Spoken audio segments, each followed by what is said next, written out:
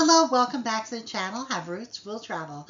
My name is Lisa Elvin Stoltari, and I am your genealogist and passionate traveler, reporting for duty as we explore a new fille mariée for this episode.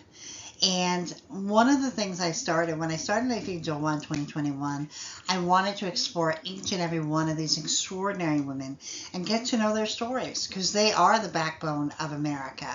And by 2023, I realized I had neglected the true founding grandmothers of the place, which were the filles mariées. They were kind of unsung heroes. There are only about 260 of them.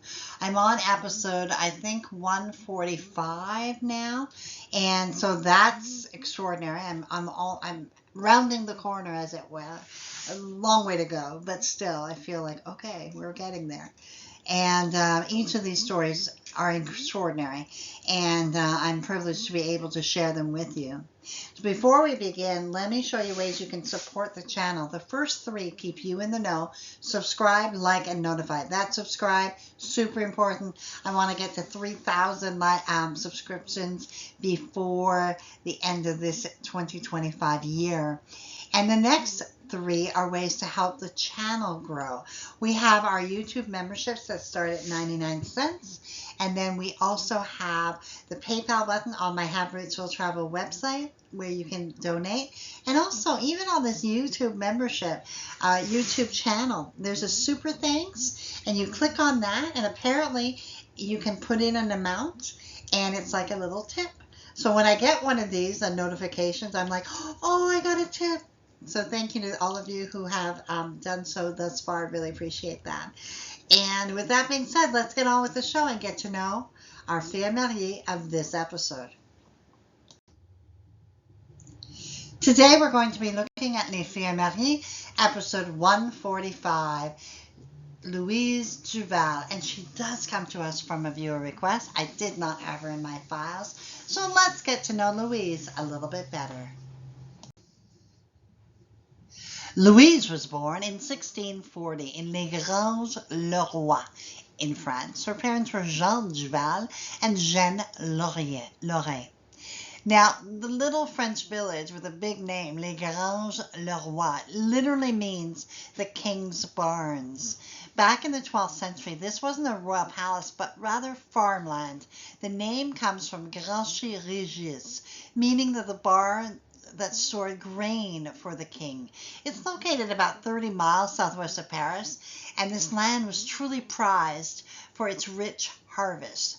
Though the village never had its own lords, the property passed through some of France's most powerful families, from the likes of the Dukes of Berry and Guise to the famous Sully family and the Dukes of Orleans.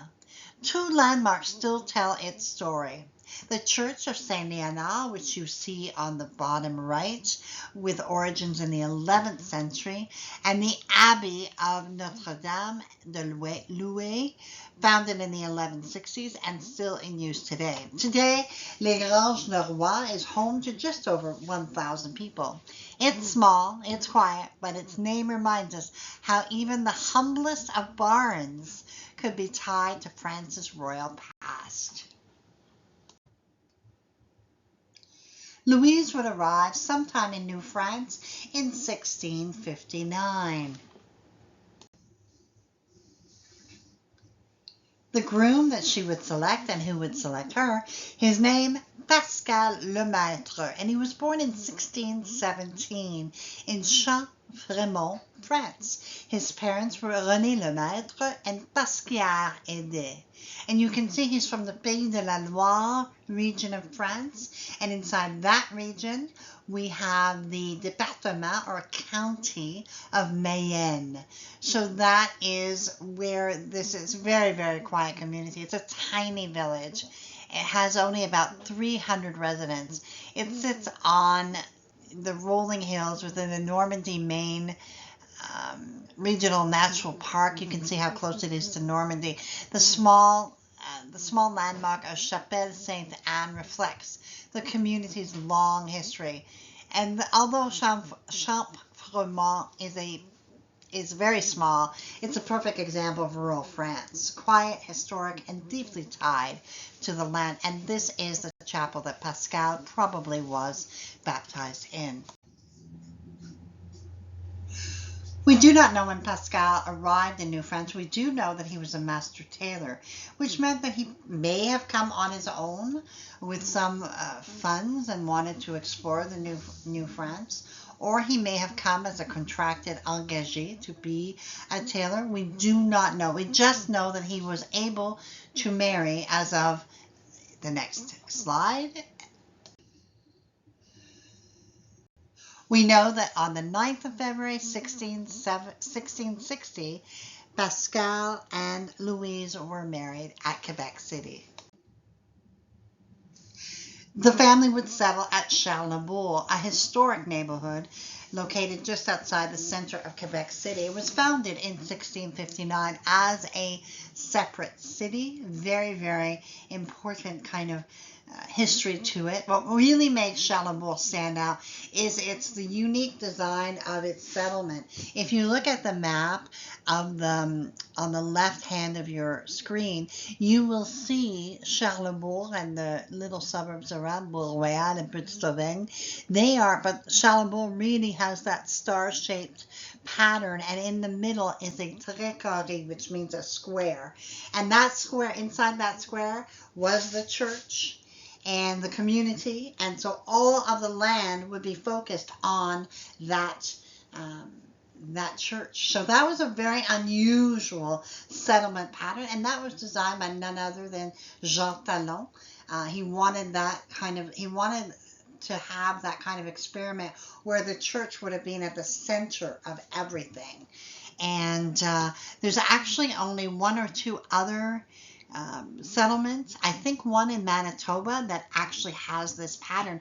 And you can see this picture on the bottom left of your screen. This is a picture taken, an aerial view taken in the 1960s, 300 years later, and it's still the same. It still has retained that shape, which is truly amazing. Now, about 2002, Charlebourg became part of Quebec City. So it is now it is a suburb. It is not its own separate city. However, of course, it retains all the extraordinary charm. You can see the church, the Saint Charles de Borromée church, is still there. Obviously has been renovated many times. But I would urge you to explore Charlebourg on your next visit to Quebec City, because it really holds sort of the keys to those really early pioneer families. They would go on to have 5 children. Geneviève would marry Pierre Lezoux and would have 4 children, all of whom would make it to adulthood. Marie-Madeleine would marry Jean Duval and would have 2 children, both of whom would leave descendants. We have Jean, who passed away before leaving any descendants. Pierre, who would pass away in infancy. And Louise would marry Charles Chartier and would have 2 children, both of whom would leave descendants. We can see in the 1666 census we have Pascal, who is listed as a master tailor. Louise Duval, you can see the age difference of them. We have Geneviève, we have Marie, and we have Jean. And we also have a domestique engagé, a domestic servant. In the 1667 census, we have Pascal, we have Louise, we have Geneviève, we have Marie, and we have Jean. They're all there together. They have 3 beasts, and they own 10 arpents valables, so about 8 acres of land. Sometime between 1679 and 1681, Pascal would pass away. Now, he was considerably older than Louise, and he would have been in his 60s by then, and they would have been married about 20 years. The next man who would come into Louise's life, his name was Pierre Junot, and he was born in 1651 in Dijon, France. His parents were Claude Junot and Marie Moreau. Dijon is a capital in eastern France. It's part of the capital of the Côte d'Or département that you can see. It's part of the region called Bourgogne, France. and Comté. Back in the Middle Ages, Dijon was in the home of the powerful Dukes of Burgundy, who were almost as important as the kings of France. They left behind palaces and churches and beautiful old streets that you can still see today. The city's most famous landmarks include the Palace of the Dukes of Burgundy, Notre Dame Church with its gargoyles, and the Cathedral of Saint Benin. Today, Dijon is known for the food and drink, especially mustard, Burgundy wine, gingerbread, and blackcurrant liqueur. About 160,000 people live here, and they're called the Dijonnais. So Dijon is a city where history, culture, and flavor all come together, and this is where Pierre is from. And so they were married on February 17th, 1681. Pierre and Louise would move to Cap de la Madeleine, which is just outside of Trois-Rivières. It's kind of across the street. You can see it across the street, across the river, if you will, one of the rivers, and very, very close today in terms of visiting Cap de la Madeleine. It really is a suburb of it.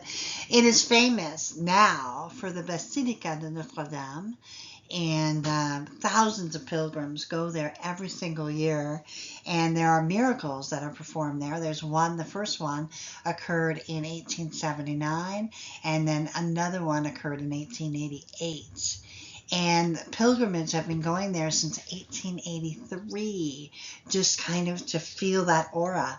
This picture in the middle of the screen is really emblematic to me of the beauty of the Cap de la Madeleine, what Pierre and Louise would have seen.